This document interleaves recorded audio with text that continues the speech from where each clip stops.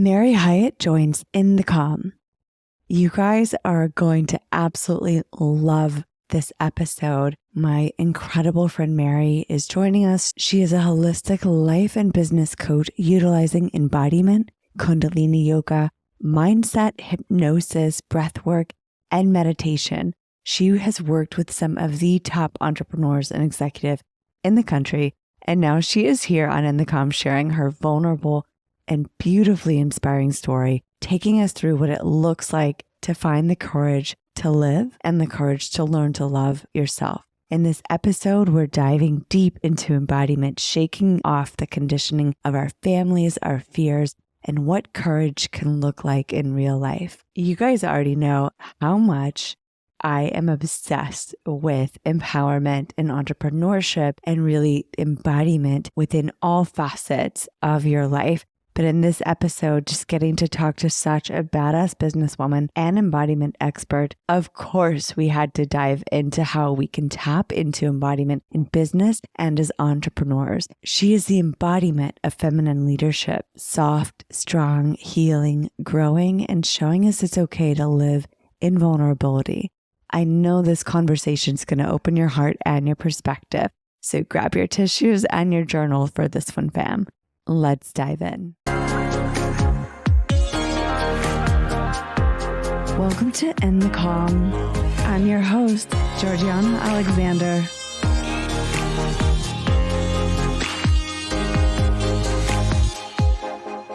You guys are in for such a treat today. I have my very dear friend, Mary Hyatt, on the show. Welcome to In the Calm. So excited to have you here. Oh, thank you. Thank you. Thank you. I'm so excited to be here. I already know this is going to be such a juicy conversation. I'm like so ready to dive in. I'm getting like full body chills even as you say that. Like I'm so excited. And it's just, as everything, we've talked about this for a while and it just had to come full circle into perfect timing. And here we are.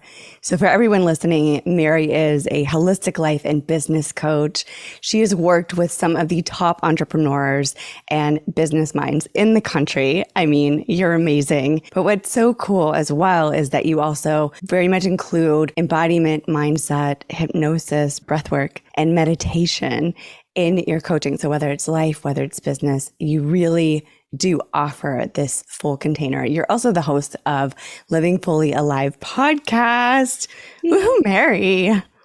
Such a badass lady. Thanks, girl. Well, it's like, it's such an evolution. I think, anytime somebody reads your bio, I always like kind of chuckle because I'm like, this is your rap sheet. It's like, here's all the lessons I've learned, all the things that I've done. And I'm just such an avid learner that I keep learning things. And I'm like, at some point I'm going to edit this, but it's just evolutions of ourselves and our learnings and our journey that we just gain these tools along the way. And somehow it all comes together and becomes this beautiful gift for the world. And I don't know, I love what I do. So anytime I hear that, I'm like, I love each of those pieces. It's so great. Yeah. And I don't know if you feel this way too, but sometimes I just almost feel like I'm sick of having to try to put it in a box and like title myself. Why can't I just exist? And then, everyone that you meet, like just because we're picking up on the different energy, the different information from people all the time anyways. Yeah. And so trying to find the words to put ourselves in these neat little packages is so freaking hard, especially the more expansive that we become as we grow and explore. Oh, I totally resonate with that. It's so challenging. And yet that's like every marketing guru out there is like, niche yourself and make sure that you do one thing. And I've always had such a challenging time doing that because, I mean, you and I are so similar in that it's like, we have so many different interests. We've gone to so many trainings and certifications and all the different things. It's like, how do I actually communicate? What is it that I do? So I try to be more general usually, because otherwise it just gets too confusing. It gets lost in translation. Totally. We're running out of hyphens. Yeah, exactly. I'm like, just experience it. Just have a conversation. You'll figure it out. You'll know. So before we get too deep into the conversation, I have to ask, please share if you know your human design, astrology. Yes. Okay. All the goodies we need to know. First of all, I love that I get to be on a podcast where I can geek out about this. We are geeking about all the different, we're going business and woo and everything in between. Yes, I'm here for it. So I'm an Aquarius sun, with a Capricorn rising and a Cancer moon. So I've got an interesting blend of like kind of forward thinking, out of the box with this real sense for business, with that Capricorn and money and structure. And then this like very, I call it my mama, like nurturing water energy, the Cancer moon. And so I'm a 2 on the Enneagram. So I'm a lover. And I also have that 3 wing, that's the achiever. And so I feel like I really enjoy business, but I always have to bring that heart and that soul and that caring into it. And human design, I am a generator. My profile is a 3-5. Yes. I knew we talked about this because I'm a 3-5 projector, and I'm like, we're too similar in a lot of the different ways, but you kind of carry that earthy, grounded approach, like where you're just going to drive it forward. And that makes so much sense. And then I think we've talked about this too, but I'm a 3-2 wing 2. Oh, that's right. Reverse. So it's so funny. Like, no, look at us. I love it. Like we're like struggling with the hyphenates. We're like, what mountain can we climb? What adventure can we go on? Totally. We need to learn so we can bring it back to accessible tools for everyone. I think human design has been such a gift for me learning that. And I've always been drawn into embodiment work. I was certified in kundalini yoga, like I want to say like 13, 14 years ago, and healed so much trauma through the breath, through the movement of the body, through mantra. And for me, like that idea of going, okay, my body holds the key to the direction in life that I should be going, that there's this like innate wisdom inside of my body, which is very generator-esque, and just being like, oh, I can trust my body. Oh, there is a reason that I'm keep coming back to wanting to be in my body. And that's where I find the answers. And so when I got into human design and kind of geeked out about the body piece of that, the gut, the spleen, I was like, oh my gosh, it all makes sense now. Like I was onto something and now I have got the language for it, which is cool. Yeah. Yeah. I mean, we could do a whole podcast just on geeking out on that alone. Oh, totally. And everybody listening, I feel like I have so many conversations out here. Like it is full geek out moment, but it is such a validation piece when you learn these things about yourself and really just tap into what you already know about yourself. You're just giving yourself deeper permission. As you said, you're giving your body permission to really show up in the way it's telling you and teaching you. You're honoring its language. So that is beautiful. And actually, perfect segue. I want to have you share your story with us because it's such a beautiful story. But before you get into that, I think the thing that I see in you and that I respect so much, I know like what it takes to do that. I think everyone listening will, but just how you're able to show up in your embodiment, not only for yourself, but just very openly sharing that with others. You're so deep and you're so honoring of your emotions and you're so vulnerable and so loving and so driven. And I love that you can really embody that feminine leadership. And to me, that's what I want to put that whole package into. As we're talking about not putting things in the box, we're going to put that in a box. Put it in a box. But I think that it just really speaks to your life story so much. And I know that that wasn't always easy. And so we share your story with us a little bit about your awakening to self and how that really helped into your calling of what you do now. Yeah.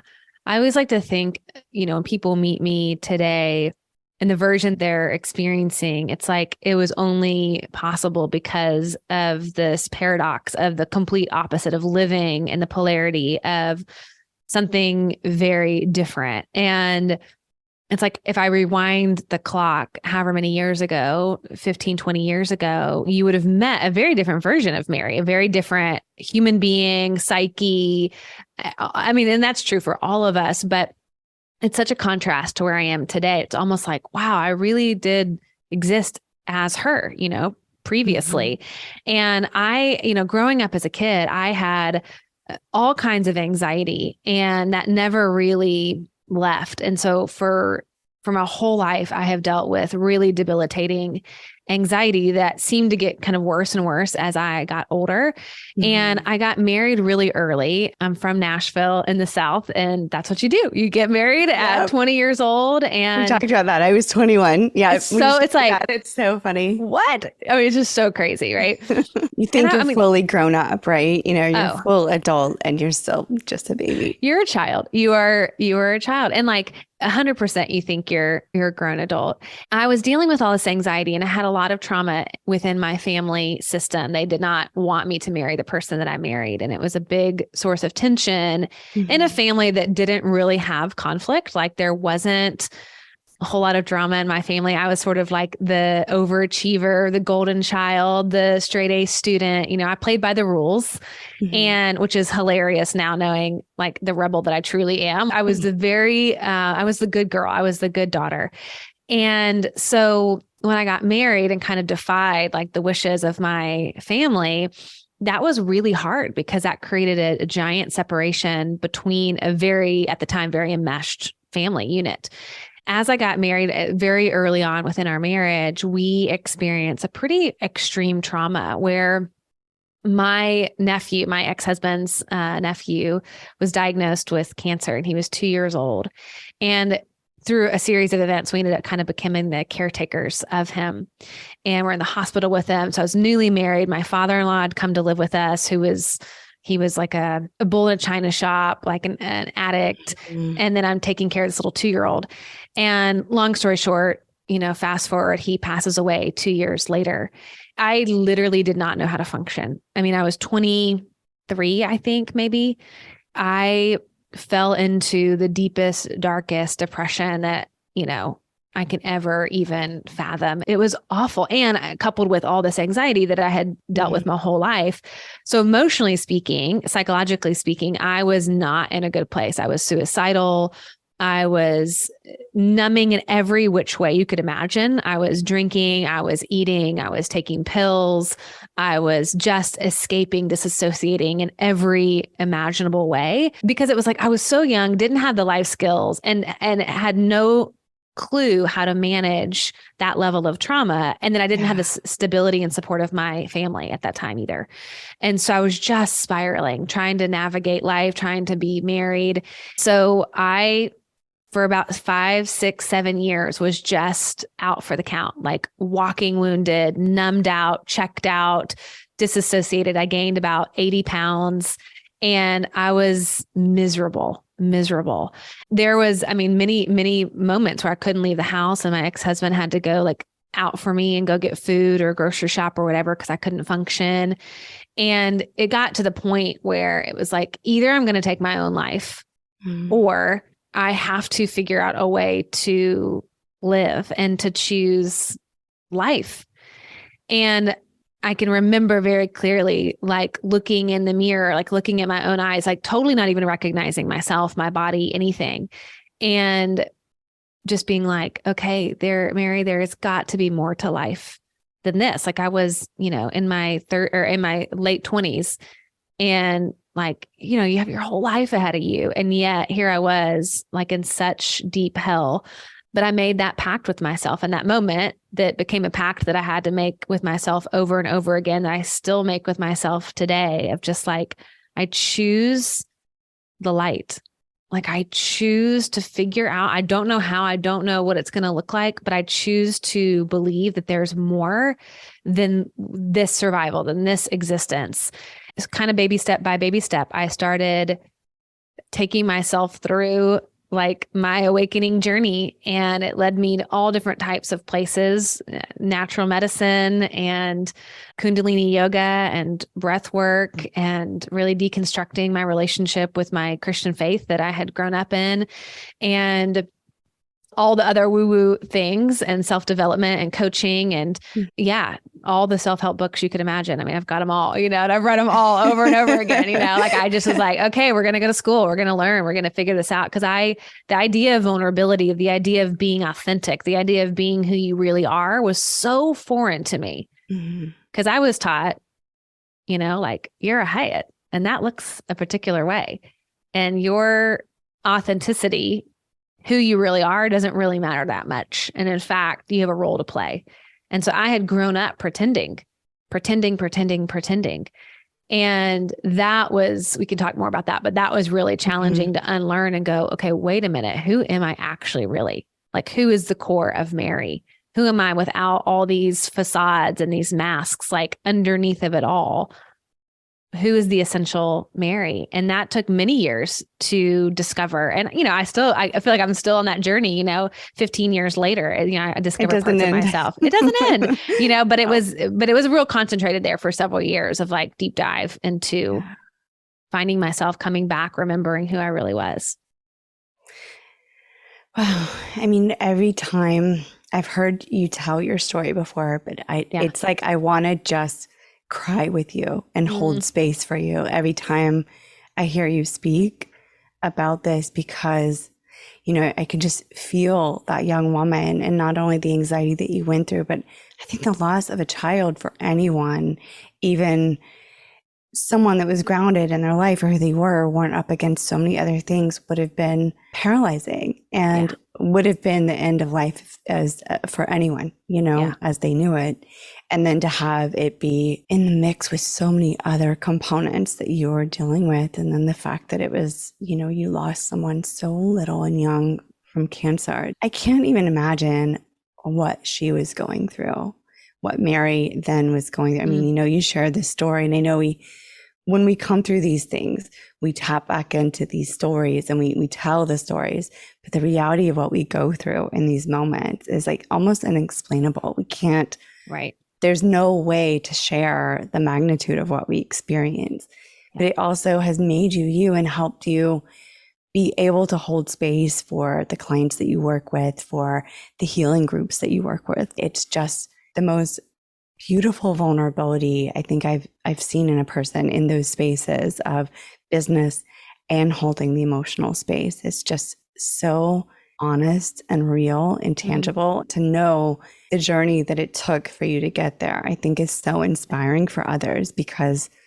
everyone listening, you know, whatever you are going through, you can find your way. You can ultimately completely change your life in every which way that you live it.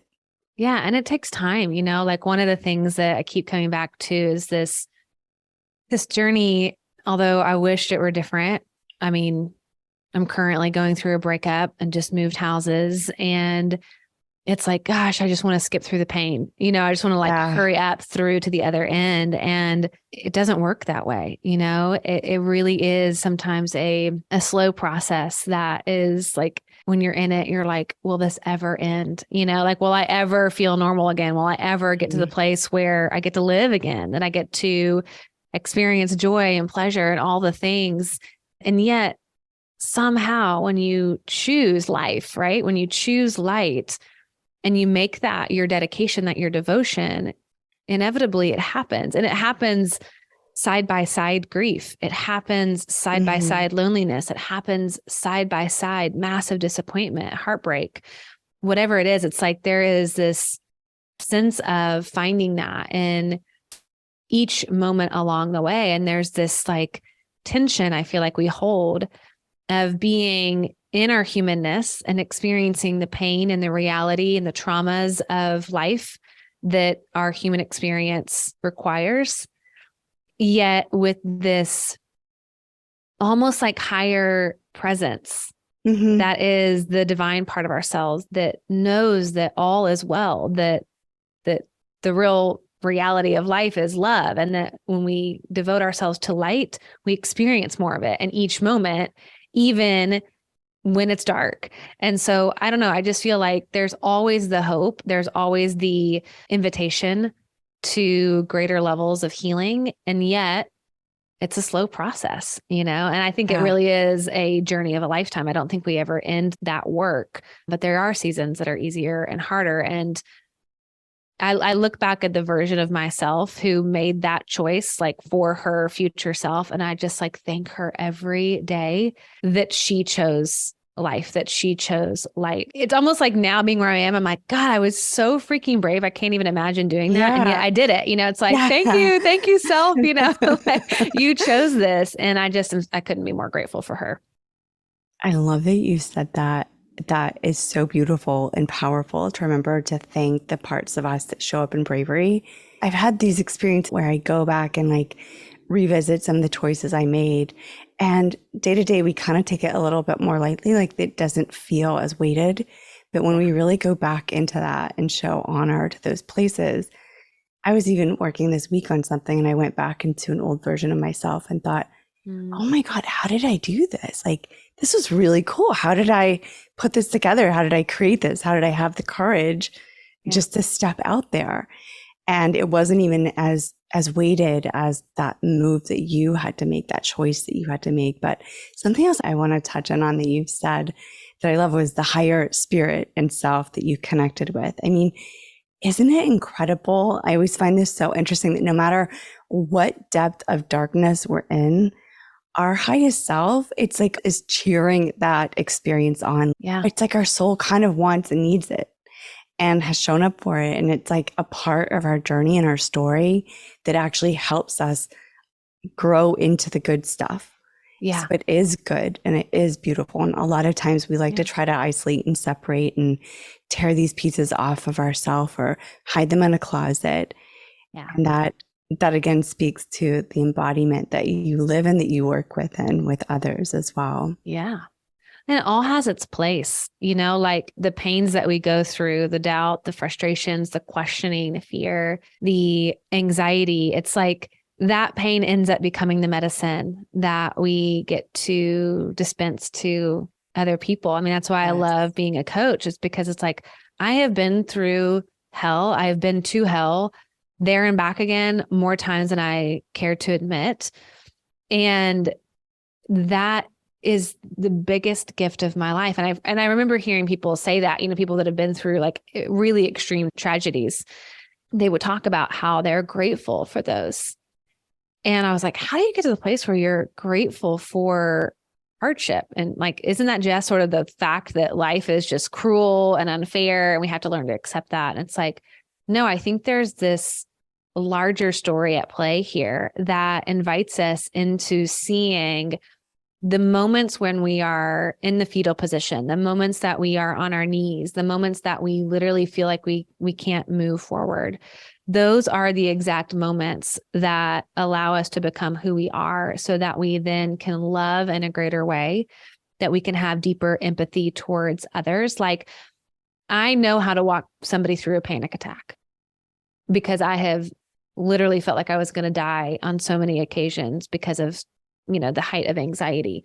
I know how to walk somebody through death. I know how to walk somebody through divorce. I know how to walk somebody through being cheated on. I know how to walk somebody through business failure because I've experienced that. I've been through that.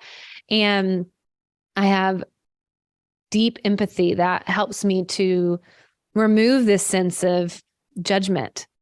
Like, wow, they can't get it together, or man, their life is a shit show, or whatever it is. It's like, no, it's like, I get it. Like, we all are doing the best that we can.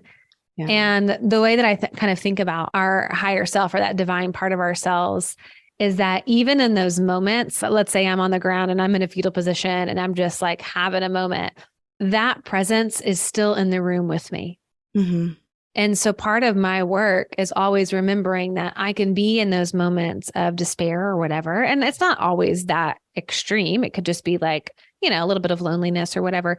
But it's like all of that feeling is an illusion. I'm not actually alone. There's this presence in this. The fear for me always is like, I'm going to be abandoned. Like, if I take it, all the layers down to the very bottom, it's like abandonment. I'll be left and alone. And it's like, how could I ever be alone? Right? That presence is there. And so part of the healing is to remember, okay, I'm going to go back and remember that moment when I was having a panic attack, or I felt alone, or whatever. And where was God in that moment? Where was higher power? Where was source? Where was my higher self in that moment? And I can all of a sudden like span my perspective and see from a different angle. And it's like, oh my gosh, I've always been supported. I've always been held. I've always been protected. Like, that presence, that love has always been near me, whether I felt it or saw it, it's kind of like, doesn't really matter. Because the truth is, when I look out and go, oh, right, I'm guided. always, even in the darkest moments, I'm guided. I'm never left alone. Like that is the illusion. Like I'm always with that access to something greater than me, love, wisdom, intuition, whatever. And so I have to remember that over and over again, that like it all has meaning and purpose, and that we're really are supported. Absolutely. Absolutely. I think if people could see with their eyes what a loving and supportive universe we actually live in, it would blow us away. Like, I don't think we could handle really receiving that much love and support. It would just blow us wide open. That's the key right there. Like learning to receive it. Because Yes. it is. It's like, okay, it is available. Can I let it in? Can I allow it? Can I let life love me? Oh, and like, yes. Wait, say that again a little bit louder for the folks in the back. Can I let life love me? Yes. Like, am I willing to receive how life is loving me today? Am I willing to be with the love that's available today? And it could be so simple, right? It could be just like, I'm just looking out my windows and it's just seeing the wind, and the green on the trees, or the smile of a child. Or like the other day I was at Home Depot and I was putting plants into my trunk, and I had this sweet older man come up and he was like, I saw you checking out. And I had some like big planters, that were heavy. And he was like, I'm sorry I didn't get over here earlier. Can I help you put these in your car? Like complete stranger. And I just broken up with my now ex. And I was just like, oh my gosh, this is life loving me. Like, thank you, thank you, thank you. And I was like, yes. Like, you're like trying not to lose it. Like, I was like, don't cry. And it was so sweet. And I was like, there's messages all the time if we open up to it, that like life is in support of us. It's rigged in our favor. Doesn't mean it's going to like be without pain, but that there are, in any given moment, there's love being offered that we can open to receive. And it really is, am I willing to let life love me? Yeah, it's been my mantra for the past few weeks. Man, girl, I love your vulnerability and visibility. And I know that has not always been easy. I really want to circle back because you kind of touched in on this, but you grew up in a very visible, prominent entrepreneurial family. Yeah. And whereas that's beautiful, and you touched in on how close you all were, and we can use the word enmeshed, right? Yeah. And I fully, I fully get this, because that was my story as well. And it's something that I think isn't talked about as much, that even though you can love your family, being enmeshed is not love. Being, in a quote unquote branded persona of who you have to show up as, even though there may be some parts that you really do identify with and that you love, it's really hard to separate that and feel the courage to step into your own story, especially when it goes against that core family dynamic. Share with us, because I feel like so many people that come from stable families or success, where it looks successful, and there are certainly elements of success and like love within a structure, that doesn't mean everything inside is okay. And that doesn't mean it's always aligned, but we almost feel guilty for wanting to change that and wanting something more for ourselves. Totally. Yeah. I am really glad we're getting into this, because I think it's such an interesting thing. I have become very successful by the external standards, like financially. And the assumption that people have for my life is like, oh, it's because you're a part of this family. And I'm like, no.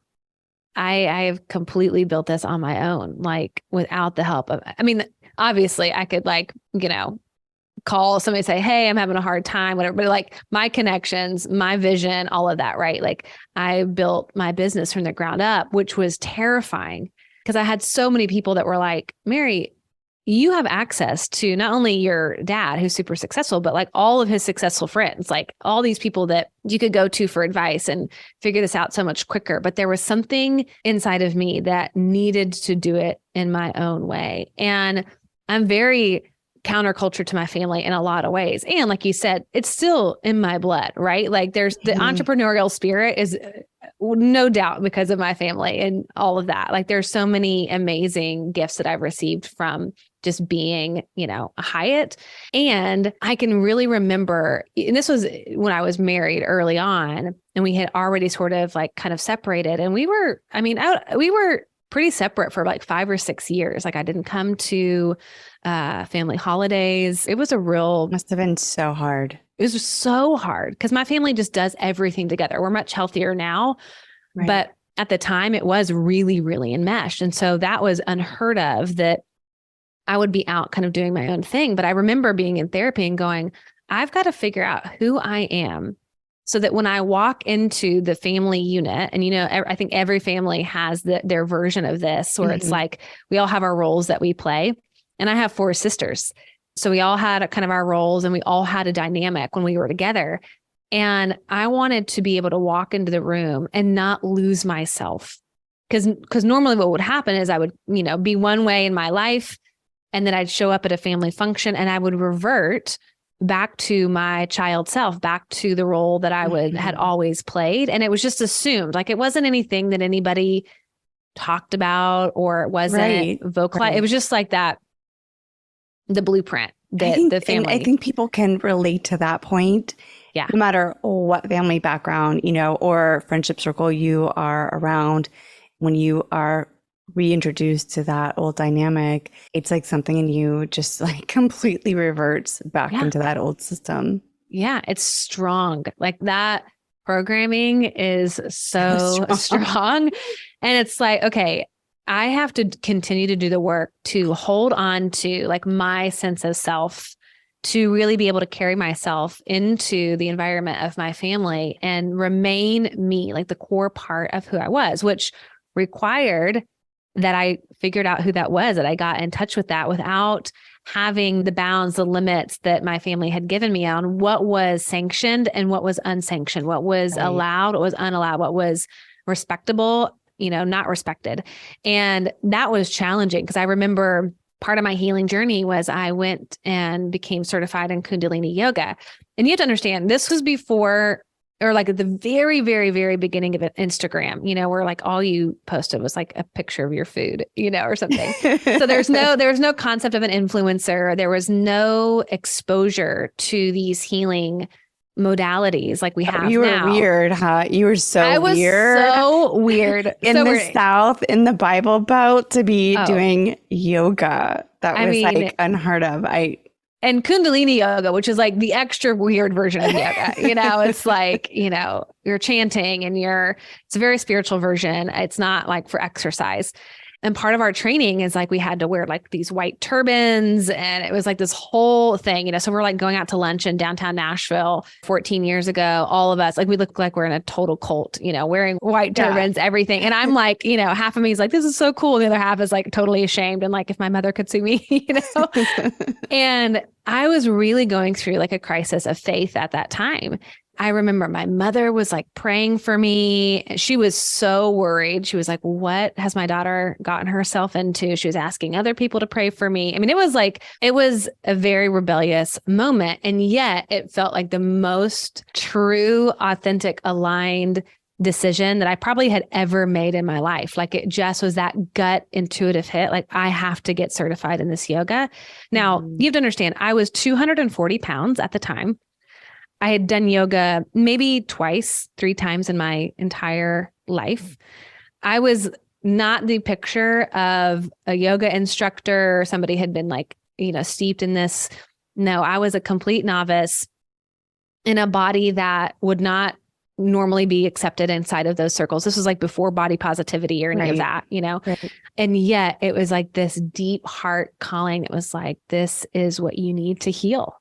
This is what you need. And embarked on it really not knowing anything, thinking the yoga instructors would be like, why don't you like come back in a year after you've done this for a while and see if it's still a fit? And I didn't. They were like, great, we'll figure it out. We'll make concessions. We'll adjust. We'll do whatever we need to do. And it was probably the hardest thing that I have done to date. Like physically, it was so challenging. Mentally, it was so challenging. It was like the giant learning curve. But that was the thing that gave me the courage to really like own my journey. That was very different than my family's. That was really mine for the first, it's like the first thing that I'd ever had that was authentic to me, that they didn't understand, they didn't get, they didn't participate in. And yet I was so willing to honor that in myself, that call inside of myself. And that really began this whole journey of learning how to stand with myself as myself inside of this family unit that I became very different from. And thank God now, it's journeyed us all back together, and we're all very close and have done a lot of healing work as a family unit and growth. But yeah, I definitely did not play by the rules. Let's just say that. You found your rules, right? And I want to ask you too, because I know how it felt for myself, but a lot of these conditioning, these programs that you talk about, were they unspoken in your family dynamic? It wasn't like people were saying, oh, you have to do this.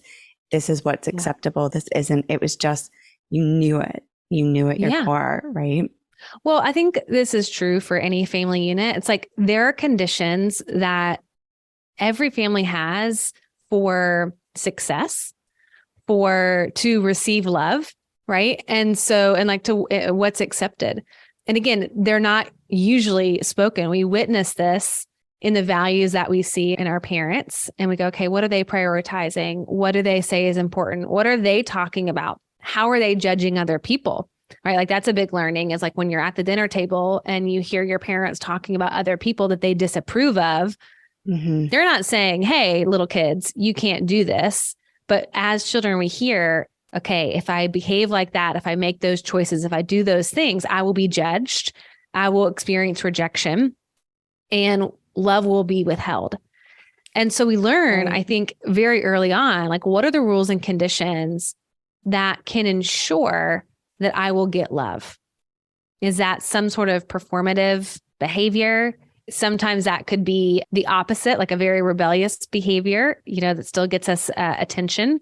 Maybe it's not the nurturing kind of love, but it's some sort of recognition. Is it a certain kind of an achievement? Is it staying within the value system of the family? Like my family, the family I was raised in, is Eastern Orthodox, like Greek Orthodox.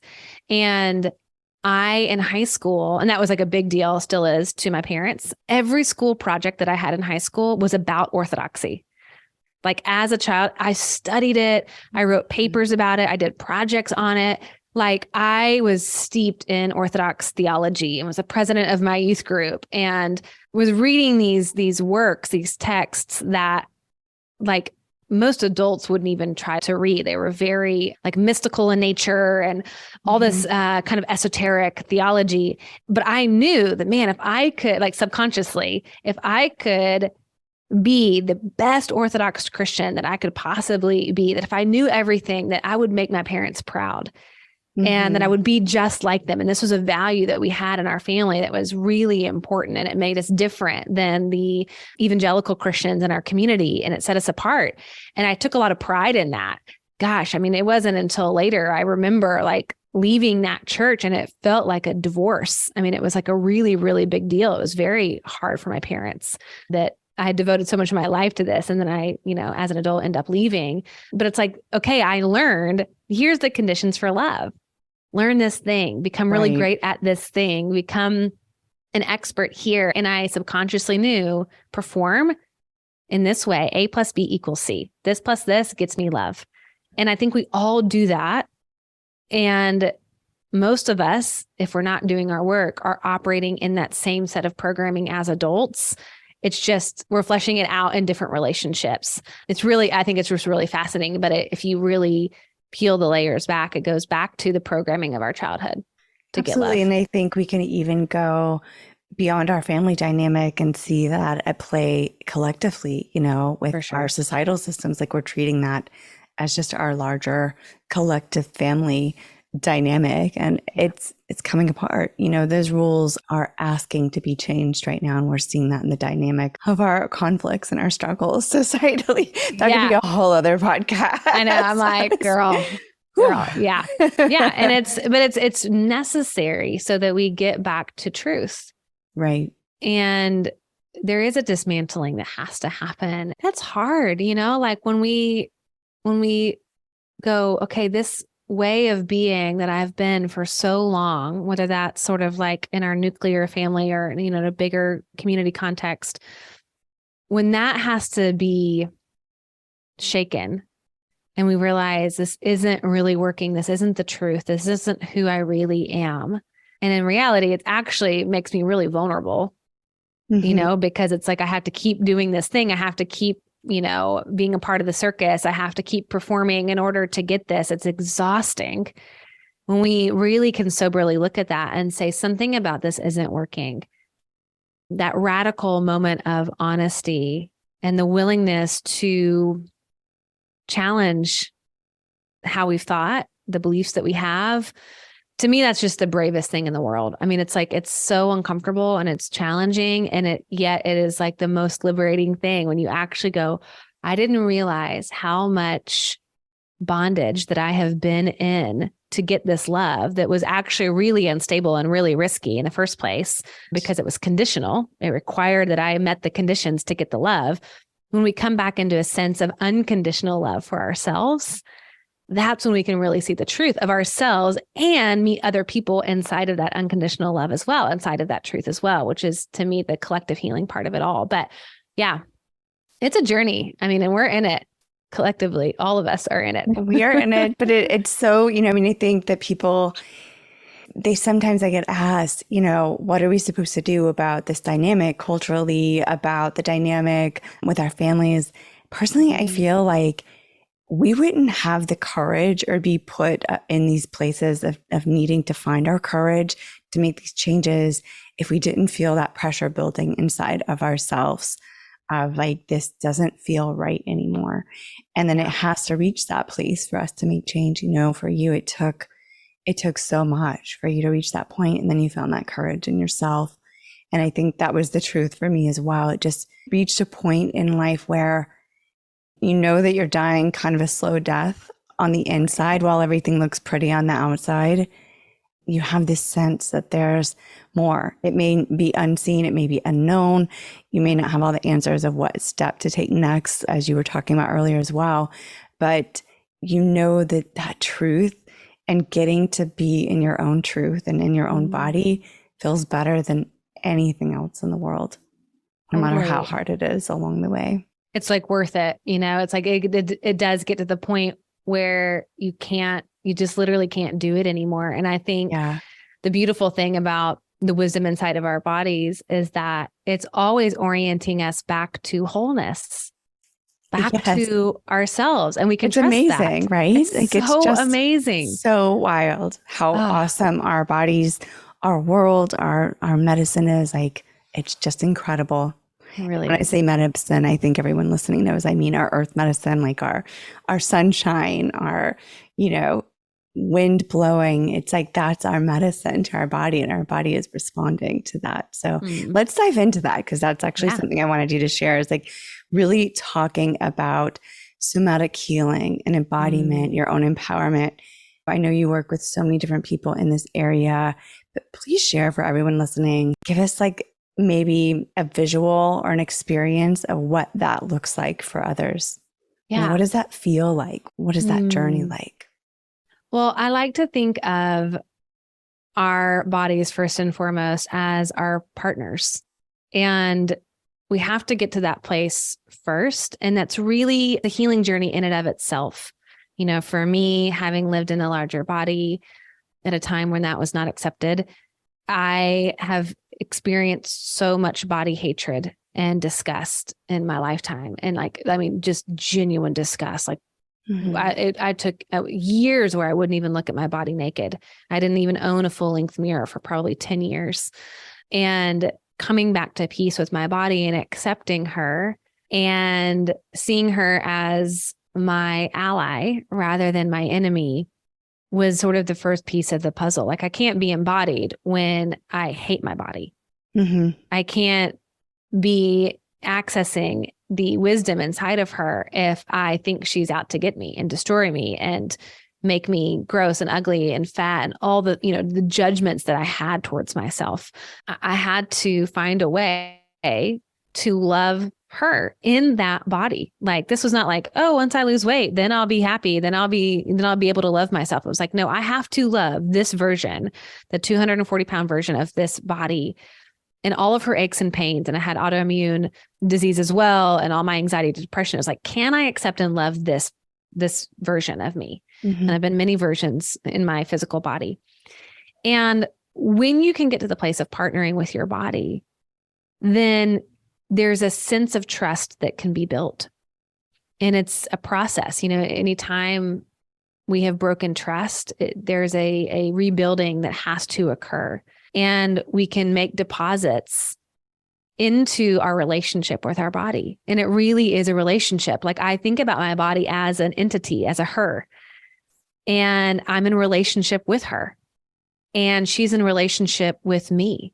And she's offering wisdom. And my work is to trust it, to act on it, to learn how to hear the nuances of her dialect, to gain a certain sensitivity that when it's a whisper, I hear it rather than having to wait until my body's screaming at me in total burnout or sickness.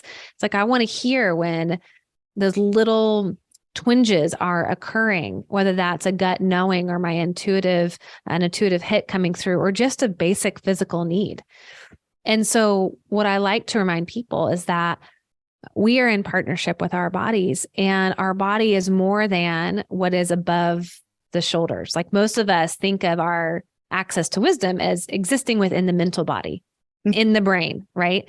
And we forget that's only 20% of what is available to us. Like, 80% of our wisdom is in the lower, below the shoulders in our physical bodies. And we have an emotional body. We have an energetic body.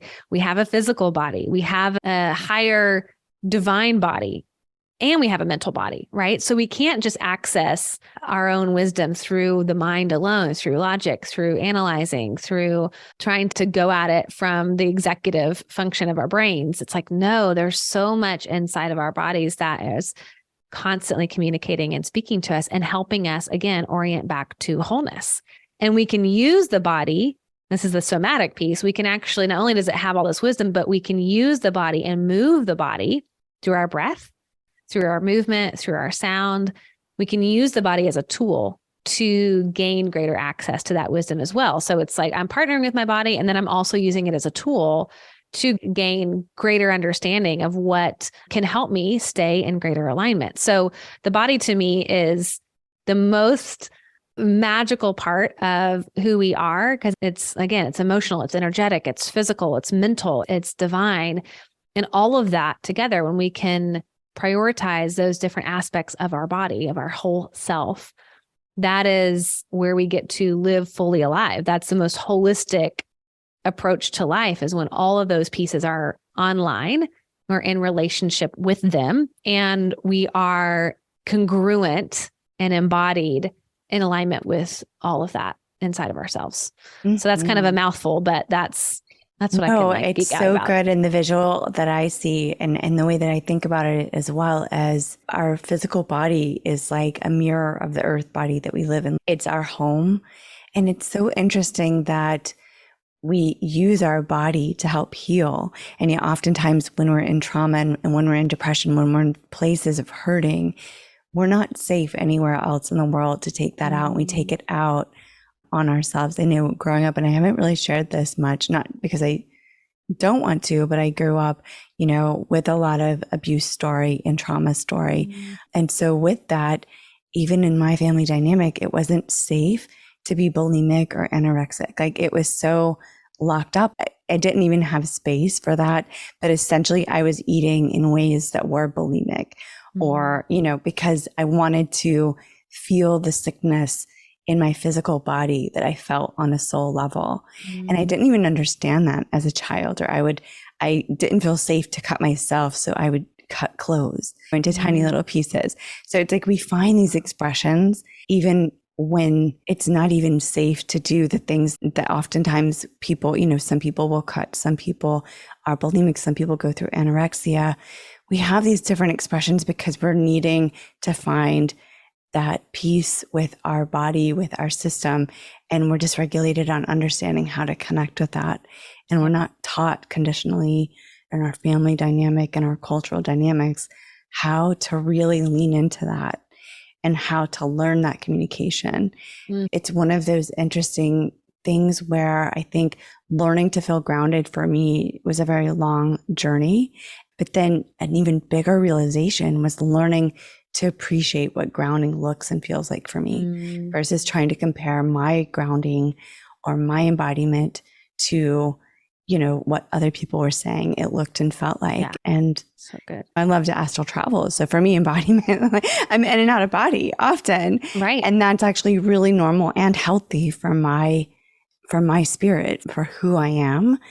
And there's ways that I ground and that I live in body and that I honor my emotions and feelings that I would even give myself guilt and shame over because it didn't look like what we're taught that even embodiment looks like, right? Like we can feel guilt and shame on pretty much anything. Literally anything. Yeah, and it's tricky because with social media, now all of a sudden, it's like, this is how I feel about porn. It's like, how do you find your own sense of sexuality when you're given the visual of what it's supposed to look like? Like, how do we as women learn, like, what is my own expression of sexuality that's not informed by the porn industry, whether you're overtly watching that or not, you know, just the influence of that in our culture. Same with embodiment. It's like now that we have all these expressions on social media of different versions of embodiment work, some that are, I think, really pure and some that are performative, a lot that are performative. It's really challenging because you go, I can't dance like that, or I'm not sensual like that, or I don't have that body type, or I'm not in Costa Rica, or I'm not, you know, all of a sudden when there's like these conditions to like be in your body the right way. And yet it's like embodiment is unique to each person and it's by nature not performative. It's literally like feeling into it. That's why I loved kundalini yoga, because you close your eyes during the whole class. So you can actually be in your body, you can feel it. And it's not about the ego. It's not about how it looks or keeping up with how everybody else is doing it. And I think that is, there's a sacredness when you can like turn off that influence and go, how does my body want to express? How does it want to move? How does it want to emote? How does it want to feel? What is it that I really know deep inside the core of who I am? And that requires, I think, some version of solitude at sometimes, you know, or being in safe spaces where the cameras aren't on, or, you know, nobody's going to share about it later. And you're right. You have to find your own version of that and your own body's like, oh yeah, that feels good. That feels safe. Like, how do I experience my own version of safety inside my body? And it is totally a journey. It's a journey. And I think only your body is going to be able to give you that answer. Yeah. And, you know, just to touch on the point that you brought up about porn, right? Yeah. It's really interesting because not only are we looking to an external of what we're supposed to connect with sexually, right? What that's supposed to look and be and feel like for us, but also then you think about that whole industry and the suppression and the exploitation and the lives of the people that we are associating as sexual, when really it's very abusive and very shut down. And so it's like we don't know the stories of who we look to externally of what is really going on. And then to try to find our answers and validation within that, you know, it's always going to leave us disconnected until we learn to step into ourselves. Yep, absolutely. And it's like every person's version, there is a version that is liberating for their body, right? And it's like that sense of liberation and flow. And I teach a lot about this with my clients, like to get to that place where we experience the somatic feeling of liberation inside of ourselves, inside of our bodies. When we experience that sense of ease and flow, where we're not after moving to get something or showing up in a certain way to get something. What it truly is, it's like there's a sense of this feels in alignment with my truth. It's not effort. You know, there's an ease to it. And that's different for everybody. And there are different expressions of that. Like I'm sure are plenty of sex workers that are liberated. plenty that are not. Yeah, absolutely. Plenty of people who are, showing things online that are liberated, and plenty of people that are not. So it's like, as we know, it's like, this is why it's so individual. It's like, we've got to get inside of ourselves and go, my body is the judge. My experience inside of my cells is the only thing to measure against. And it's work to turn off that noise so that we can enter back into, how does it feel for me? Right. How does that look? How do I experience that inside my body, and let that be the measurement? Absolutely. And that really actually leads us into, I would love for you to share as well, because you do work with so many incredible entrepreneurs and business leaders.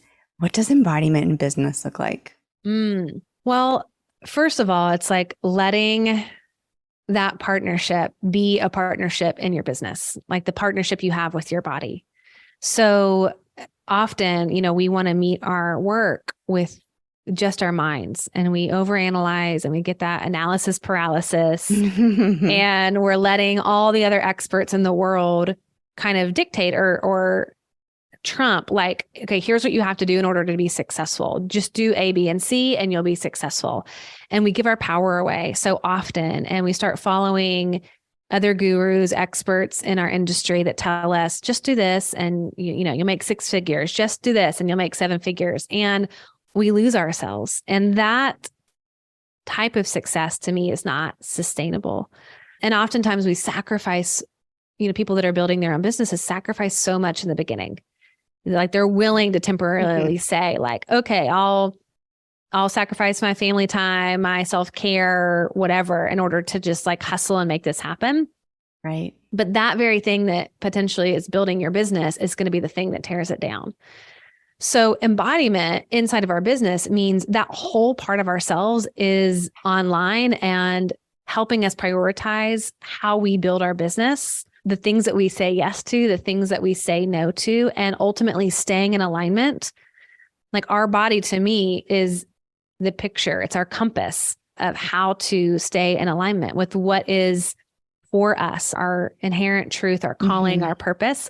So our body is our compass in helping us know, like, I want to create it in this way, or I want to pursue this thing, or it helps us access a certain level of intuition. So embodiment in business is hugely helpful in decision-making.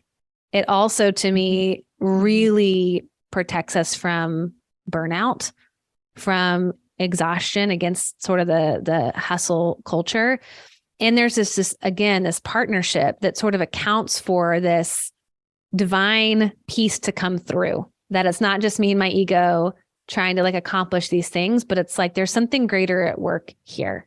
Use me, show me, like, I'm a vessel to bring forth whatever it is that I'm meant to. And I'm going to do that through my body.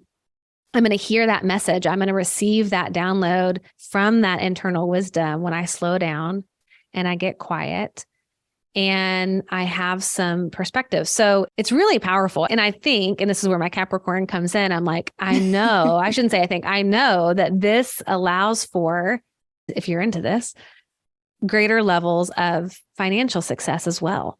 Because you're like, we're into this. I think most people are like, I mean, like, some people are like, hey, I would like to make more money. Yeah. Yeah. And we think it's the opposite. Like we think the hustle culture and really burning ourselves out, and like, it's fine. I can just go to the hospital because I've destroyed my health, but I'm going to just push through so I can get this business thing. And it's the exact opposite, Yeah. It is. And it's like, yes, of course there's doing in business, there's structures, there's systems, there's part of this that we need.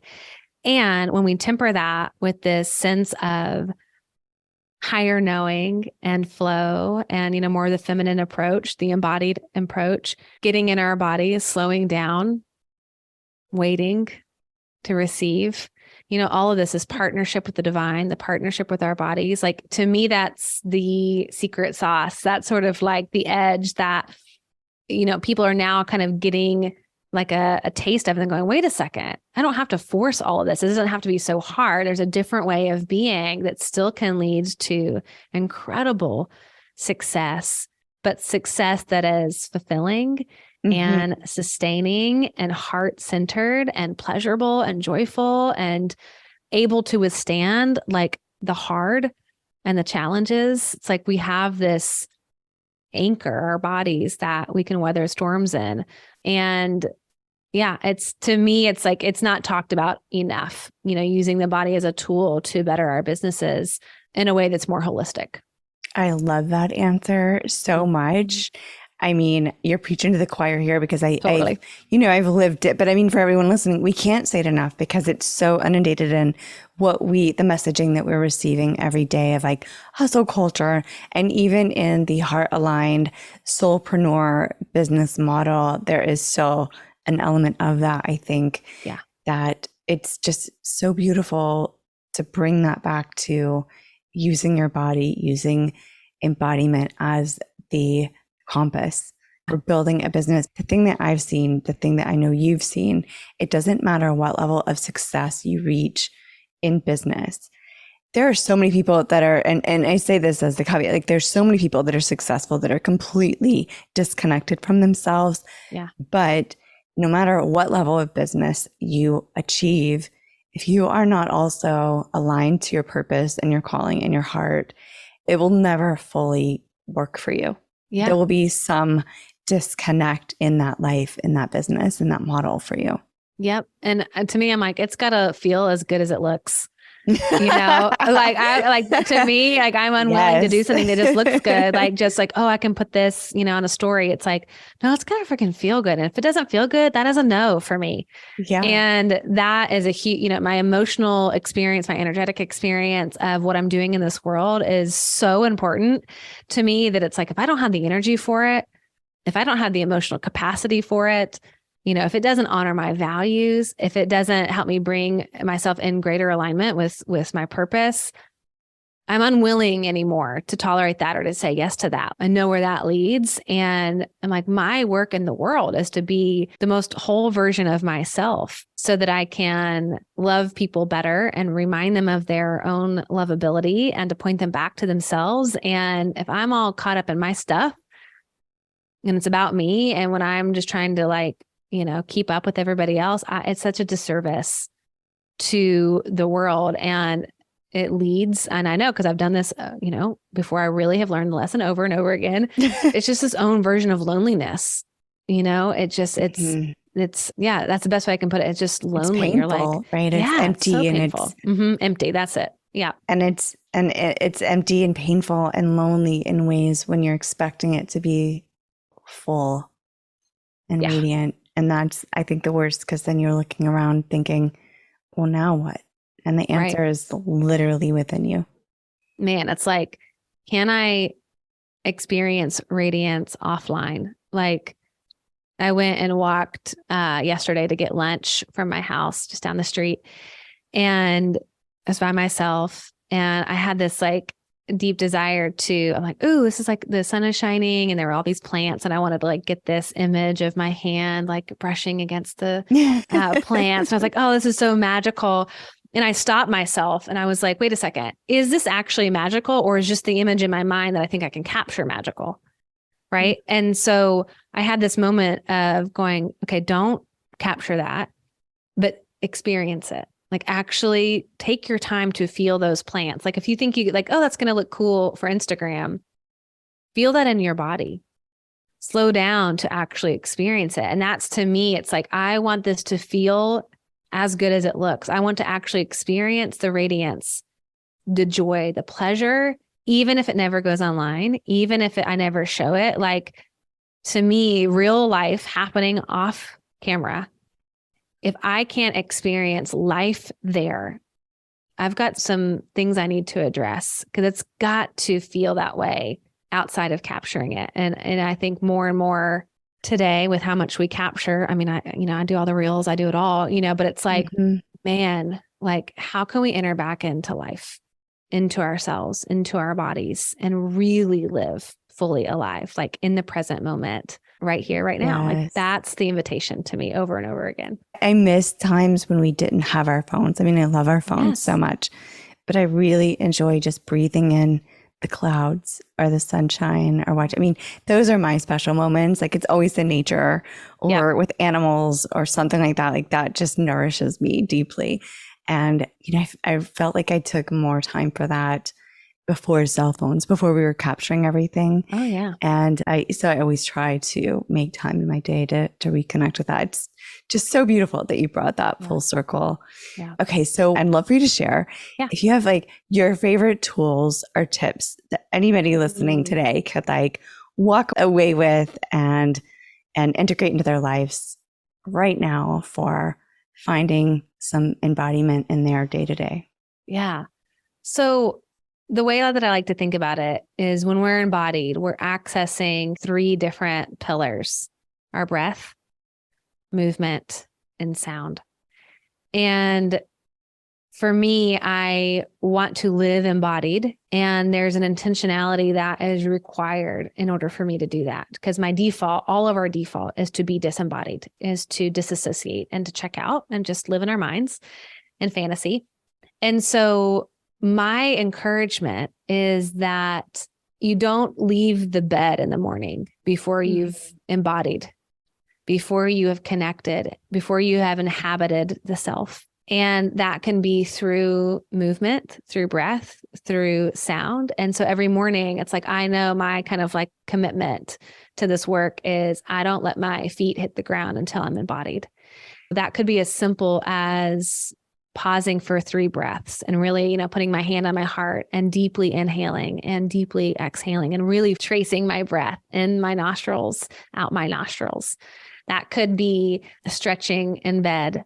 That could be shaking in bed, kind of like moving off, any excess energy that I might be feeling. And it could be humming, using my sound, which is very regulating to the nervous system, as a powerful embodiment practice, to hum and to feel that vibration in the back of the throat, or to sing a little mantra, or it's so fun too. To feel that it's so fun. Totally. So like any of those like little simple ways that we remember, right, I'm more than a walking, talking head. I am a full body, emotionally, energetically, physically, mentally, spiritually.